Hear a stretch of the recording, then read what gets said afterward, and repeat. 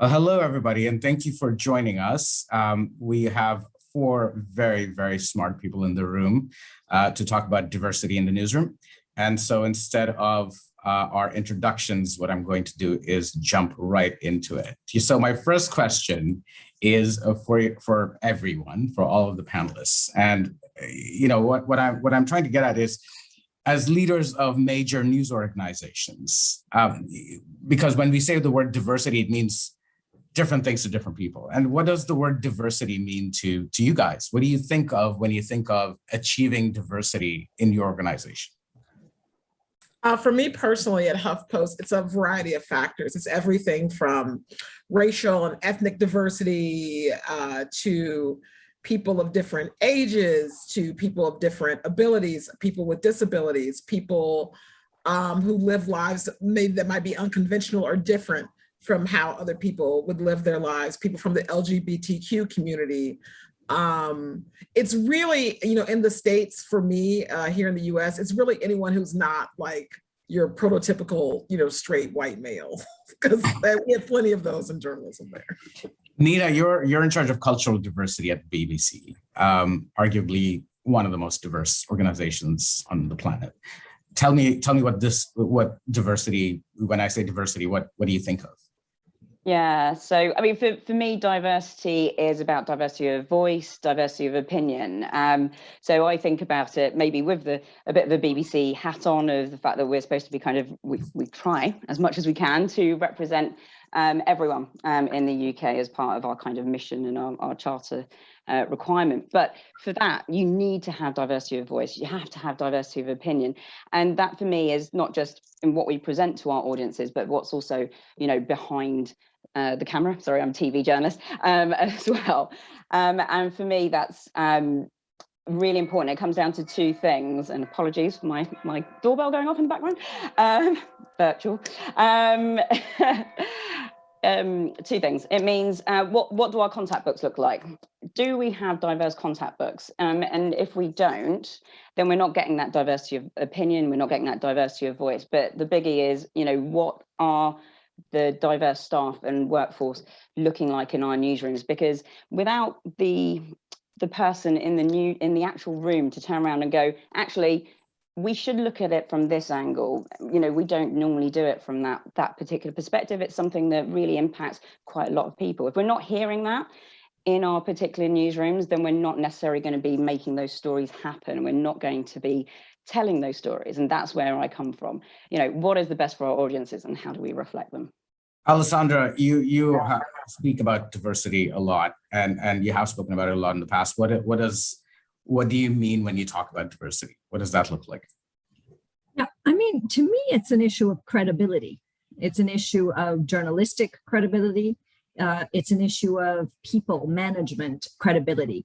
And that's because you cannot cover the world outside you well if your newsroom inside doesn't look like it and doesn't understand it. And if your coverage, to what Nina was saying about contact books, and if your coverage does not reflect the voices and perspectives of the world outside. So I would say it's credibility. And Khadija, but lastly, over to you. Yeah, so I think what Alessandra has said is crucial. We cannot do our job as journalists. We cannot produce news products, if the people behind those products don't look like the world outside. I think that's crucial. It is, however, more difficult than what us just saying it here and stating it. It is actually quite difficult to achieve that simply because we are dealing with years and years of not doing this well enough. So in my current role, I'm left the newsroom for a bit now. I'm working in media development, and I'm particularly trying to understand how the future of media will look like, and trying to come up with strategies to resolve the impasse that we're in. But even building that organization and trying to understand how media development needs to morph to respond to the current challenges that facing global media, even in that, there are particular diversity challenges that we also have to think about, because when we think about what's an example of a challenge that you would be working on in media development then? From all that you know of, what you know of how newsrooms come to be. So Yasir, I think, when it comes to media development, and, for example, I come from sub-Saharan Africa, from South Africa, and a lot of media development, a lot of money goes into so-called training, where people from the global north come to train journalists or young journalists in the global south, right? Where the assumption is all the knowledge, the expertise lies in one quarter and it needs to be transferred there. There isn't a reciprocal transfer of that knowledge. It's very much, you just need, when newsrooms are looking for support, many philanthropic organizations, development organizations, when they think about media development, when they think about how they can support media, this is how they're approaching it. So the diversity question here comes in, how do we understand global media as an ecosystem? And how do we understand that actually a journalist in Nigeria actually does have something that perhaps someone in London may, learn from? But also, Yasir, I think when, in terms of the mechanics also of media development, I think that it's essential that it sounds logical, but certainly doesn't happen this way, that people sitting in DC or London or Paris should not be the ones that are making decisions about what support needs to go to journalists and to newsrooms in Johannesburg or Kinshasa or Pretoria in Latin America or in India. Really, it is about ensuring that the ecosystem and the power brokers within the ecosystem, the greater ecosystem, are representative as well of the great world. Given all those answers, you guys, how would you say, and we'll start with Alessandra on this one, how would you say your own newsrooms, how diverse your own newsrooms are, and why is that? Alessandra, sorry, I did suddenly something happened on my computer. Sorry, could you just repeat? I said, given all the answers that we've heard so far, how diverse would you say your own newsroom is? And I'll go to Danielle next. Yeah, look, we over the last few years have made a real effort to hire more journalists who are currently underrepresented in our newsroom, making sure we have more journalists of color in senior ranks, getting more women into senior roles. I think we have done a lot. Do I think we are where we need to be? No. And I think it's very interesting the point Khadija was making, which is diversity can be seen in different levels. It can be seen within countries and within regions or areas of the world. But also the truth is the balance of voices within a global newsroom. And we, of course, are a global newsroom with 200, we operate in 200 places. And making sure that the voice in Johannesburg or Seoul or Buenos Aires is weighed as much as the voice in New York or London is really important. So we're working on that. Danielle, how diverse is your newsroom based on your own definition of diversity? Well, when I came on board in the spring at HuffPost, it was not very diverse. HuffPost has historically been a very white newsroom. It wasn't just me, but as far as the entire leadership team went, and the newsroom, and we all were in agreement that we needed to improve our diversity numbers quite a bit. And so a majority of our recent hires have been either people of color, people from historically marginalized communities, people from other parts of the country outside of the Beltway or the East Coast, where a lot of journalists tend to congregate. So we've actually hired people from the Midwest.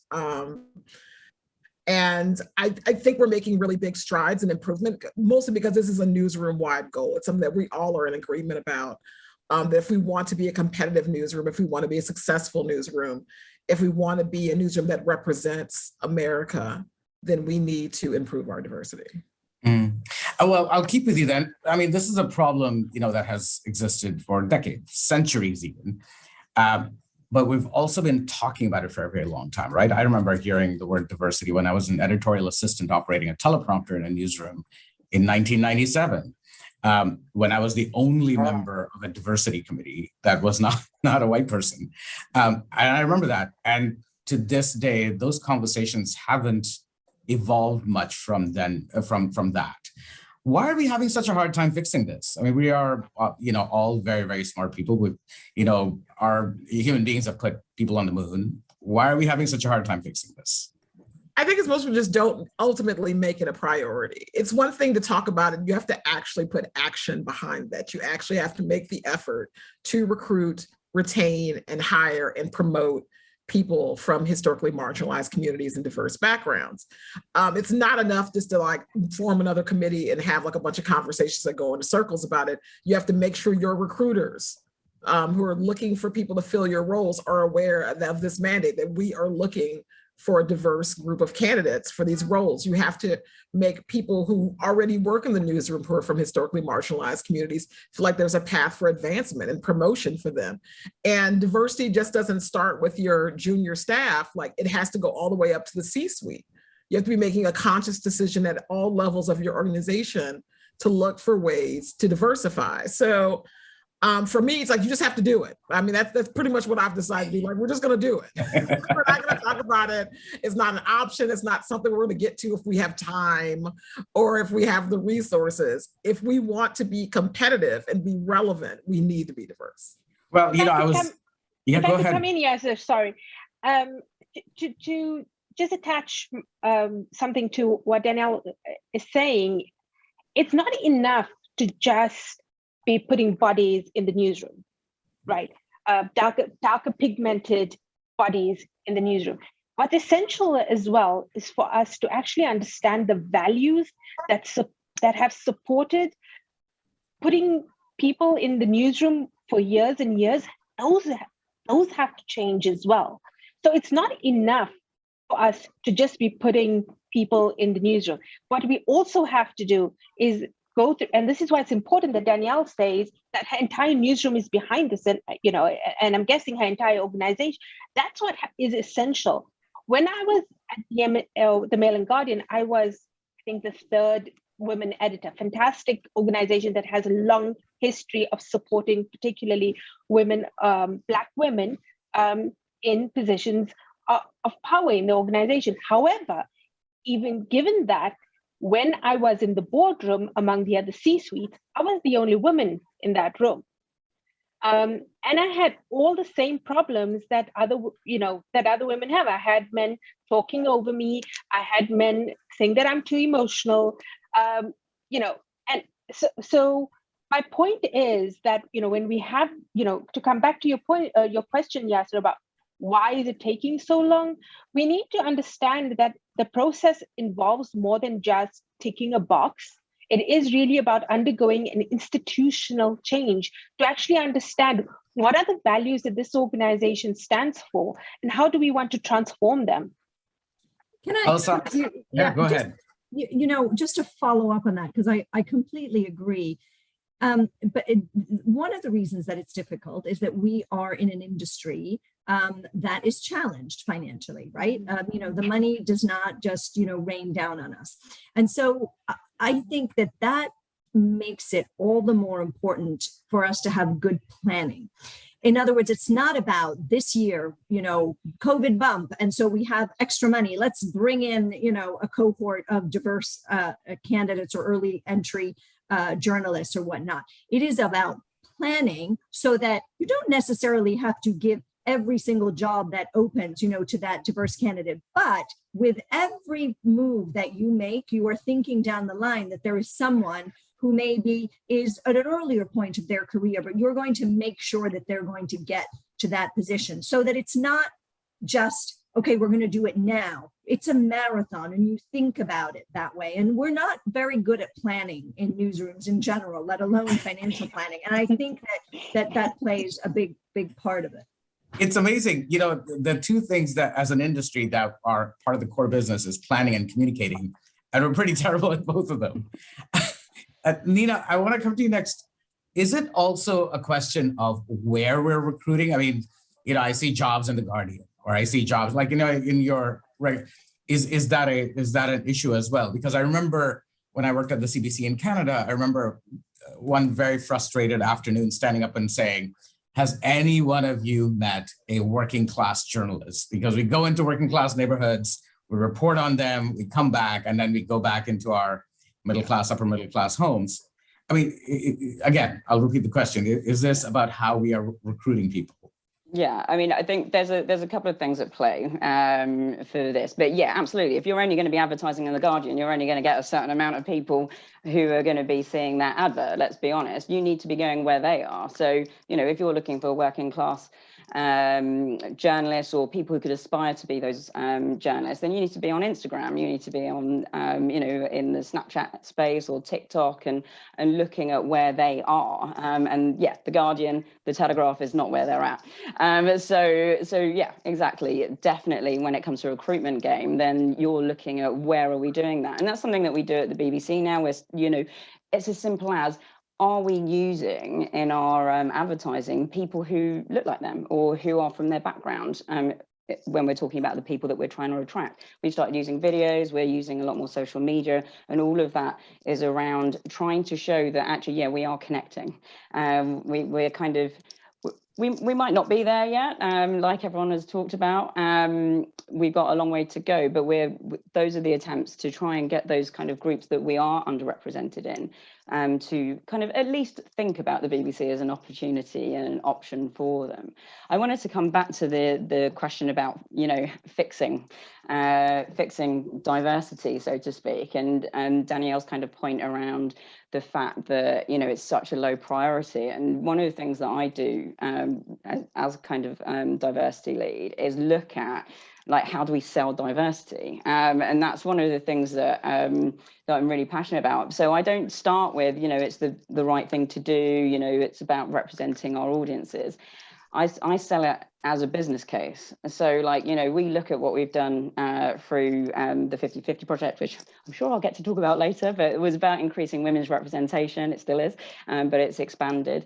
But through the work that we've been doing on that, we've seen that, you know, on our online platforms, iPlayer, BBC News app, and so on, that, you know, 44% of 16 to 34-year-olds are actually enjoying our content a lot more. And the big killer kind of business case is that 58% of women of that age group are consuming more BBC content. So if you want people to be actually consuming your content as a newsroom, you need to be reflecting their opinion and what they're interested in, and they need to be able to connect with the actual content you're making. And that also goes cyclical back to, you need to have the right people in the newsroom to make that happen. Alessandra and Danielle, is this, you know, also your approach? Are you treating this as a business strategy, as a revenue strategy? 100%. 100%. And how are you doing that? For me, the argument is that if we want to be competitive, I mean, so many aspects of American society is built on the backs of people from diverse communities. You know, so many things at the forefront of American culture, you know, involves Black culture, or involves people from, you know, Spanish-speaking countries historically, or involves, you know, people with Asian backgrounds, or the fact that our politics, like, you have one political party that pretty much is, you know, everyone that literally only has the white vote. We have another political party that is a very big tent diverse coalition. And it's like, how are you going to be able to talk about that if you don't have people who actually come from those communities and understand those things? And then also from a financial standpoint, there are so many different advertisers who want to reach different segments of our population. If we're not making the effort to actually reach those individuals, we're basically just saying, like, oh, we don't want that money. So that doesn't make sense to me either. So I have made a pretty strong business case for diversity, both in terms of being competitive and in terms of just being able to attract advertisers who want to reach a diverse audience. Now, Alessandra, how is, you know, is there a business strategy approach at Thomson Reuters for you? Yeah, I mean, look, because you arguably have one of the most diverse audiences in the world. in multiple languages and multiple cultures. And is that a business? Are you approaching it as a business case as well? Yeah, I mean, look, I firmly believe, of course, I would say this as editor-in-chief, but that our unique brand of journalism, based on, trusted information that is fact-based and verified, that is not just a journalistic imperative, but is a commercial opportunity. But in order to do it, you need to reflect well the world that is outside. And, a part of it is also, we have goals that we have to present to our parent company, which happens to be the same as your parent company. And, OKRs, as we call them. I actually am not a fan of that word, but anyway, but the point is that objectives and key results, and we have diversity objectives, and we are our feet are held to the fire over them by our parent company, which is ultimately the one, that is, that determines our financial success or not. But before I talked about planning, the other issue is tracking, right? You have to know at every point how you're tracking in order to improve it. It is, something that you can track at a quantitative level. We are in a qualitative business, right? The news business is qualitative, but this is a quantitative aspect that you can track, and you have to know what your people look like. One of the first things that we did over the last year was to ask everybody to tell us about themselves in our intranet. That was hugely useful. It gave us a base from which to start. And then just another thing in terms of business imperative, to me, to have a successful business, it really depends on new talent coming in. And so we have many longstanding relationships, with the Asian American Journalists Association, with the NABJ, the Association of LGBTQ Journalists. And we do lots with them, summer internships, journalism fellowships.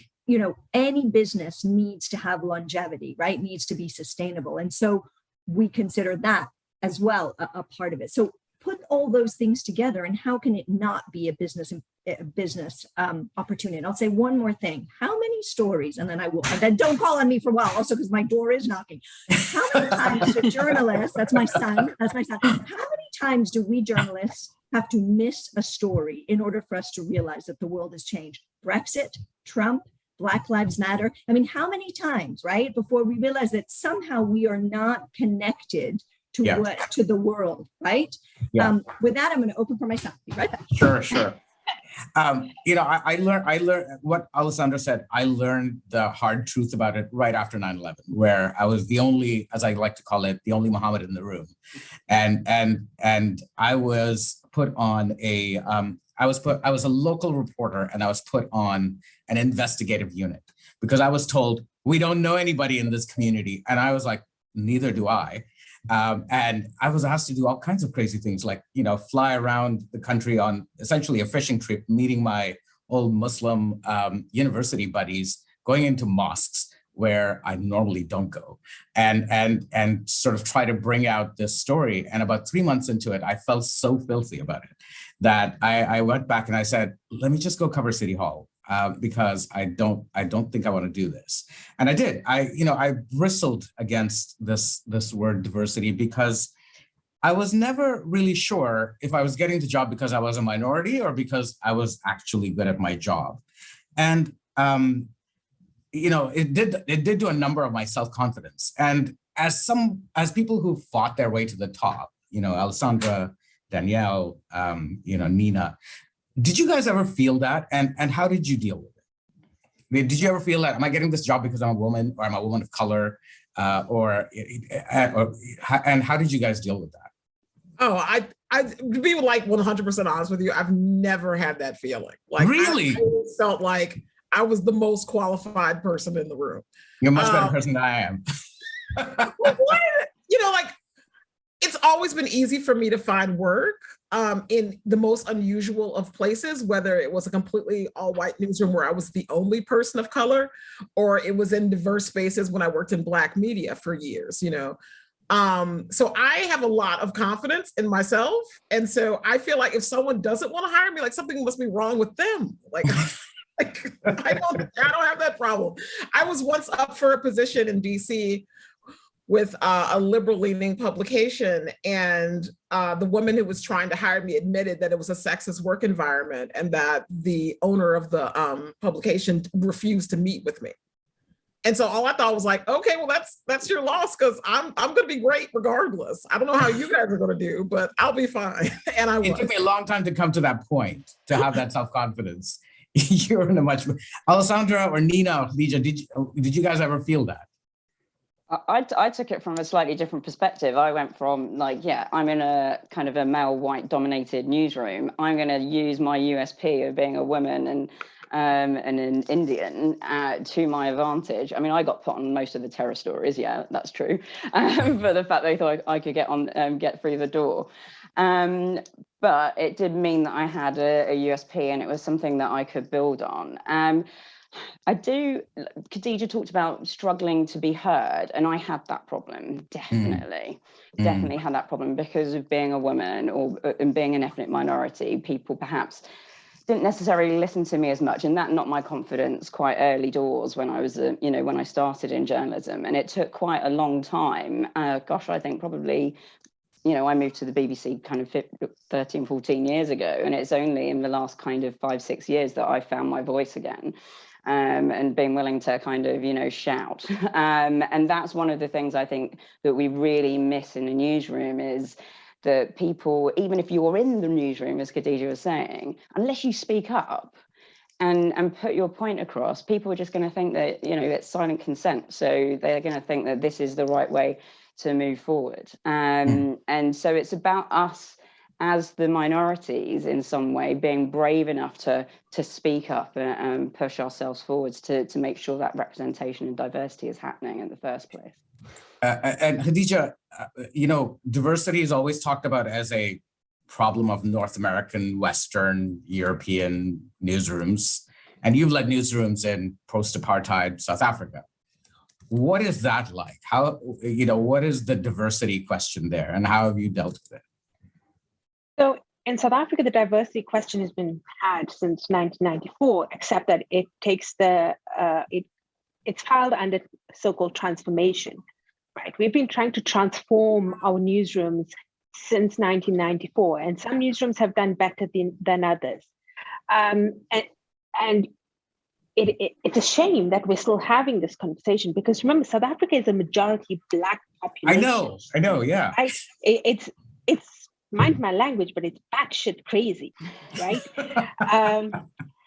But it tells you a lot about the impediments as well to getting this right, and getting the balance right in terms of ensuring that this is not a token promotion, for example, but it is actually a value-led promotion, that this is an organization that is changing. So in South Africa, I mean, Yasir, we have issues as well where the media, for a long time was perceived as being white, because the media, outside of the public broadcast, largely owned by white people. And, the most prominent journalists in South Africa were white. So, it's still something that dogs many journalists. It's something that, for example, Black journalists, get a reputation of, you've got white handlers somewhere. So it is a very, very challenged environment, and it's difficult because we're angry, I think, as well, that it's taking this long. When I led the MNG, I was very proud of the fact that, this was a majority of Black women newsroom, right? But when I sat down with my section editors, most of them actually were white males. So there's also this kind of wonkiness where the juniors are all Black and, the seniors. And that's something that, we've also got to guard against, right? Because it contributes to a new kind of problem as well. But also beyond the Black and white, in Western Europe and North America, we have our own sort of issues with the LGBT community. How does that work in a South African newsroom? I think that because most South African newsrooms are a lot more liberal, I think, than most other places. And because South Africa's constitution is quite liberal, it is one of the most liberal constitutions in the world, that, you know, LGBTI rights and, you know, and ensuring an equal space, you know, within newsrooms. I had a trans person in my newsroom who was, who was busy transitioning, in the end, we had discussions within the newsroom about how to make this person feel supported and ensuring that their space is respected, the kind of discussion that they want to have publicly, to ensure that, sure there is a curiosity, but also this is a human being who is just living their life. So I think that because of South Africa's liberal nature, or at least the liberal nature of newsrooms in South Africa means that the space within the newsrooms means, you'll have LGBTI people there, and you will have LGBTI reporting done pretty well. However, this is where South Africa is complex, because there is a great deal of homophobia in South Africa, where people, there's this horrible term that I hate, but I'm going to use it only to illustrate what I'm trying to say, where there's this practice of corrective rape, right? Where there's this belief that lesbian women, if they are raped, may be corrected. Right. And at some point, it was a widespread practice, and it was, we were reporting on this quite frequently. So that gives you an idea of, the disparities sometimes of the world inside your newsroom and the world out there. And the kind of bridges we also have to build as newsrooms, because this is why it's important then to be diverse as well. Because if we have LGBTI people in the newsroom, first of all, yes, it is traumatizing for them, to be facing these stories and to be put on these beats, frankly. But at the same time, we have to recognize that's the reality of the society. How are we able to perform a more, our civic duty also in being able to, make people better citizens, when it comes to issues like these. Alessandra, I want to put this next one to you. Is your son okay? You're okay to take the next question? Okay, good. You've been around, multiple newsrooms. You've worked deeply and risen through multiple newsrooms. So, a lot of folks say, well, this should just happen by osmosis, right? We are a certain type of society where there's certain makeup, with a certain makeup of X% LGBT folks, X%, socioeconomically sort of challenged, X% Black, white, whatever. Why is there no osmosis here? Are we because it seems to me that there's almost like deliberate or long-standing roadblocks that we're not seeing to this. Yeah, I mean, look, I think all of us on this panel want to get to the point where we don't have to sit on a panel and, answer questions about, did you feel you deserved, getting the job or whatnot. By the way, I mean, I'm with Danielle on this one. I've never felt that, I got it, that I got it so cool. because I was a woman. If any of my ex-bosses are watching it, maybe they think otherwise. But, so I hope we all hope we get to a situation where, this is not a thing, where we have to question why we are in certain positions, but we're not there yet. The truth is that we are not there yet. And look, there are tomes have been written on the whys of, we have gotten to where we are. And I think that actually understanding history and understanding why we got there is important, but also we shouldn't look backward. We need to move forward. And, we Reuters, but we, I think as a media industry, are more aware of the why we need to move forward and create, newsrooms. Again, I say this all the time, I'm a broken record, but, we are a mirror to the world. That's what our role as journalists are. Well, that mirror has to reflect back what is on the other side. So, I think at a certain point, you can get tangled too much in the whys and the wherefores. And I think we just, as everybody, has said, we do need to think to move forward. And it's interesting, somebody has been mentioning sort of the C-suite. And I recently came across a quote by the first astronaut, the first woman astronaut, American woman astronauts. There were actually two Russian women who got there first in space. It was Sally Ride. And she said, I never became an astronaut because, I wanted to be a role model. But then after my first flight, it became clear to me that I was one. And I began to understand the importance of that to other people, in particular to young girls. And she said, which I think is relevant, you cannot be what you cannot see. And that is why it is important, to have a C-suite or a management team or a leadership team, call it what you will, that is reflective of society. Thank you for that. Nina, this next one's for you. You're part of an institution, like a historically, relevant institution. And institutions are particularly awkward at these things, right? And I've had a long time at the CBC in Canada, and it was awkward. And you're spearheading something called the 50-50 Project at the BBC, which sort of speaks to what Alessandra just said about you cannot be what you cannot see. Tell us about that, and tell us about how is it different from all the other awkward institutional approaches. I like that, awkward institutional approaches. I like that. That's a great phrase. Well, I mean, I'm a real believer in what Alessandra just said about you can't be what you can't see. And, if we're not reflecting that on our content, TV, radio, online, whatever it may be, I can't be that. I don't know. I can't be inspired. I can't see that as an opportunity for me. And so role modeling is so important in everything that we do. And 50-50 really helps support that in terms of the experts, commentators and contributors that we put on not only BBC. How does it work? How does it work?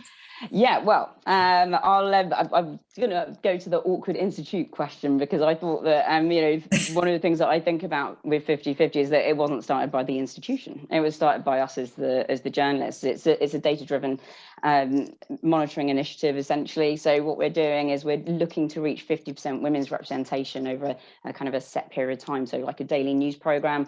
Sorry, TV coming back in again, sorry. But daily news program, what our teams are doing is that they're monitoring their particular program every day to see if they're reaching 50% women on that particular program, but then looking to see if they can actually reach 50% over a month period. The idea being that obviously there's ebbs and flows in the news cycle. So one day you might end up just naturally being female heavy, or one day being male heavy. And it has three core principles at the heart of it: data to affect change. So we're using that data in real time at a micro level. And I think that's one of the things that's really interesting, because you're using it as a team, as a journalist, as an individual, or at that kind of small at the time that you're making the content, opposed to the macro level when you're looking at it from an organizational basis.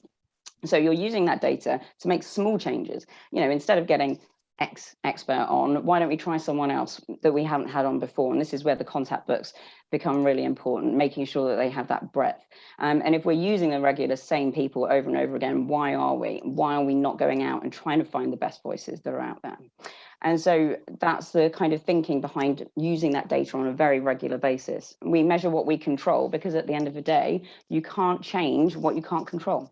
So we remove from our counting what we call the players. So, if it's a news day, on the news day, British Prime Minister is speaking yet again, we wouldn't count Boris Johnson. We didn't count Theresa May, but we would count the people around them, the political commentators, the experts, and the contributors, because we can choose to put them into our pieces. And so that's a real USP of 50-50 as well. But the most important thing is our golden rule, which is you never compromise on quality. The whole point of 50-50, yes, we're trying to increase women's representation, but we're trying to find the best voices.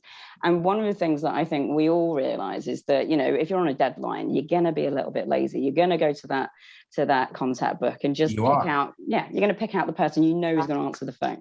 So by identifying that that's what we're doing and having that data at our fingertips, we can go to our editors and go, can we have a bit of time? Can we have some time to go and find some new voices that can help bring a bit more opinion and diversity of thought to our... And how's the uptake? Like, what's it's exciting. It's brilliant. It's brilliant. Come on. So we've got more than 700 teams across the BBC now taking part from one team, which was TV news presenter Ros Atkins, who started 50-50 back in 2017 to now those 700 teams. And of those teams, 70% are reaching 50% women representation, up from when they started at 30%. And we have more than 126 organizations globally in 26 countries now using those 50-50 principles for their own content. And they all did the challenge and reported their stats for the first time, and half of them are reaching 50% women representation, up from a third. So we're using exactly what we did at the BBC and trying to adapt and change it for different organizations so that they can make that change as well. And also we're now looking at using we are using the core principles at the BBC for ethnicity and disability representation too. So watch this space. Hopefully we'll see some change there as well. You know, while you were talking about this, I was thinking about Khadija because, you know, when she talked about the North-South dynamic when it comes to media dev. Khadija, is this an approach that perhaps you have tried or could try with, you know, for your future training, as in, you know, bringing in people, more local people, or asking the question, why isn't there more local talent available to train our newsroom and newsrooms? Is this something that you've tried? It's something that we certainly will try. The exciting part of putting together a new organization is that, you know, we get to listen to what others are doing and try to see how, you know, especially the good things that others are doing, and try to see how we can replicate it. And I think that, you know, for me, you know, though, Yasir, you know, what I'm really trying to think about, because we're creating a fund. Right, it's with the International Fund for Public Interest. We're creating a fund. So I'm leading this fund design process to actually think about how we actually am going to implement it. And in the course of this, you know, especially speaking to, for example, journalists in Nepal, who have told me, you know, women don't get taken seriously as journalists. They get the so-called soft beats. And, you know, they rarely get senior positions, if ever. And so, you know, some of the questions that I'm trying to grapple with is, how do we as media development organizations incentivize diversity as well? Is there a way that we can ensure that funding is channeled to organizations that have better diversity policies, or that will create programs that ensure that women are promoted, etc. And you know, I want to come back to, you know, what Alessandra said very early on. We underestimate the financial peril that media is in around the world, and this has, you know, it has consequences for everything. But you know, we can create the world that we want from the, you know, from this deep peril that we're in. So for me, I think that the opportunity that this moment presents for us is really understanding, what do we want to come out of all of this? What is the picture that we want after 10 years? What should newsrooms look like ideally? And I think that policies like the 50-50, and you know, there are other exciting programs, I think, around the world as well. The point is, yes, sort of that, you know, we have to be agile, I think, as well, you know, in understanding local contexts and ensuring that we do no harm as well. And that's, you know, and that's essential. And this is why this has to be, you know, especially when it comes to diversity programs, you know, it has to be driven from the, you know, from, I hate the term, but from the bottom up. Yeah. That's exactly what 50/50 is, though. It was driven by us as journalists. We proved that we could do it by using this data, and we could, actually make a difference. And then that's when the institution, picked it up and helped roll with it, to use Yasir's kind of phrase. And I absolutely agree with you, because unless you have passionate champions and people who really want to make change and can take others with you, then the change doesn't happen. I just wanted to ask Danielle. Danielle, are you guys considering a similar approach of sort of evaluating your story choices, your guest choices? Who did we feature in this story? And is it that granular for you guys as well at HuffPost? Yes. I mean, honestly, before I came on board, that was already a priority of many of my edit teams, with many of my editors, where there was a lot of talk about making sure sources were diverse and coming from different backgrounds, that they were looking at different angles and making sure different voices are included in every story, regardless of what the story is about. So that's a conversation we're continuing to have and that we're continuing to act upon. So yes. I'm also interested. I mean, I asked a recruitment question before, and that is such a thing for me. And I wanted to ask you, as somebody who's come from Black American publications into a mainstream American publication, are you changing your recruitment practices to recruit more folks from publications like your former, publication? Are you doing things like that, or going into inner city schools to encourage journalism programs, or whatever the case may be? Is there a practice that you're thinking of? In our case, it's a combination of, talking to historic organizations that deal with journalists of color, like NABJ or NAHJ. It also involves looking at, all sorts of publications. So if you happen to write for a publication that, caters to a specific audience, that doesn't discount somebody. Like, if anything, like, it should add to their skill set. So we are taking a pretty wide approach. And this is also a time when in America, a lot of Black women are getting into some pretty influential posts, right? I was with Simone Oliver at the Web Summit in Lisbon. She's heading up Refinery 29. And is this having an effect on who applies for jobs? I'm not sure, because it really depends on it still really depends on your recruiting and what kind of mandate you have in your newsroom around diversity. Because it's like, once again, you can say that you want a diverse crop of candidates, but if you're not actually making the effort to let that be known and make people feel welcome to apply, often people of color won't. I know that this is a fact for many women, and it's also a fact for many people of color, where they feel like if they don't check every box in the job description, they often won't apply, which is not the case with white men at all. Like, they're like, oh, I got this. I can learn this on the job. Yet I have this conversation over and over and over again with people of color and women, where I'm just like, just apply for the job. You have a lot of the experience. It's like, yeah, but I don't have this one facet of experience. Like, you can learn that. Like, you're smart. And it shouldn't disqualify you, because it certainly doesn't disqualify other people. But again, you have to make it known, and that involves having a constant conversation about it. It involves doing panels like these. It involves speaking at different schools and universities and high schools and colleges. And like, I'll talk to anybody about diversity, I mean, to be honest, because I want people to know that they should be welcome, to come, apply for a job at HuffPost or at BuzzFeed, our parent organization, because we are really making this a priority. It's so true what you just said. In fact, a few years ago, there was a job opening as the comms chief of UNICEF in Bangkok.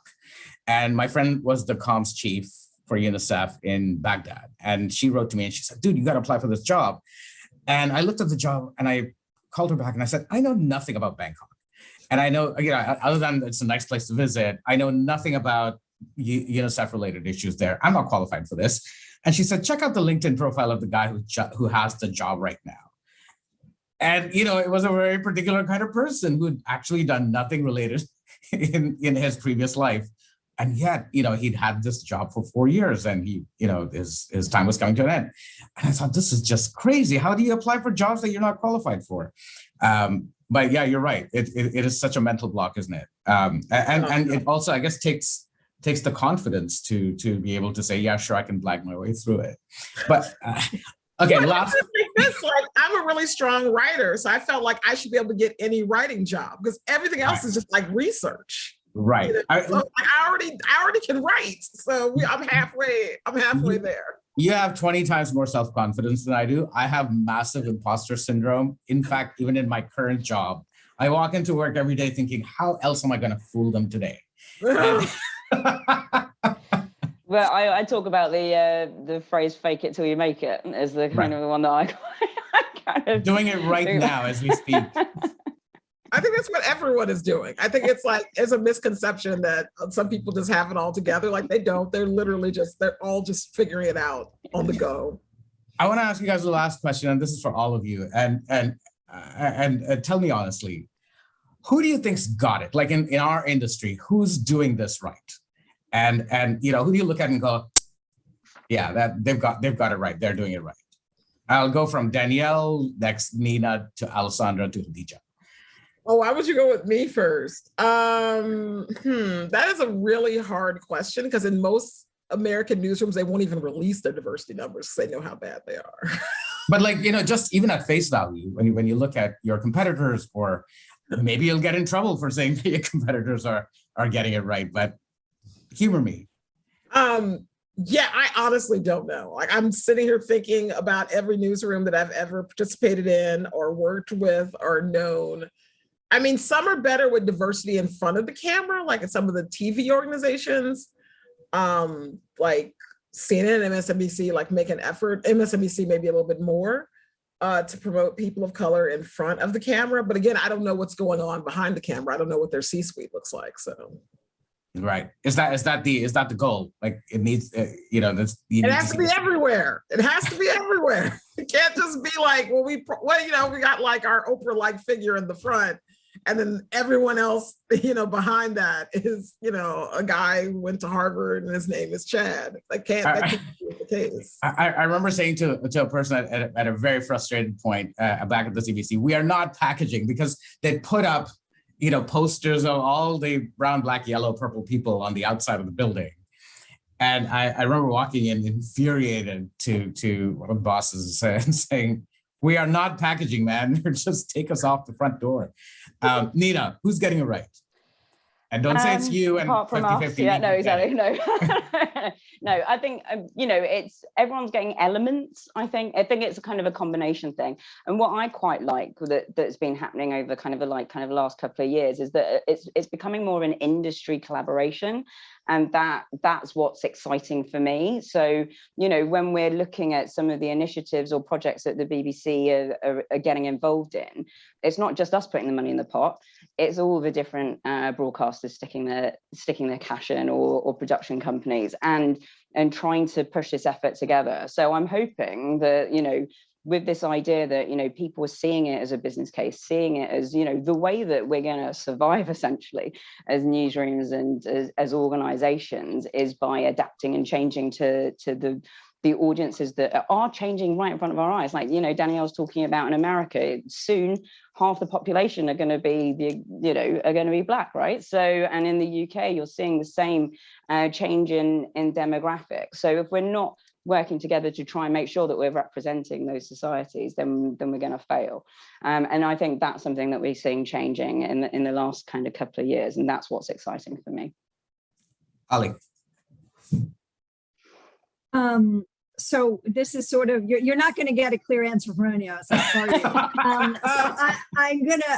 But just pivoting off what Nina was saying, I am noticing in a lot of news organizations, let's take websites, right? Because, they're external, what you see.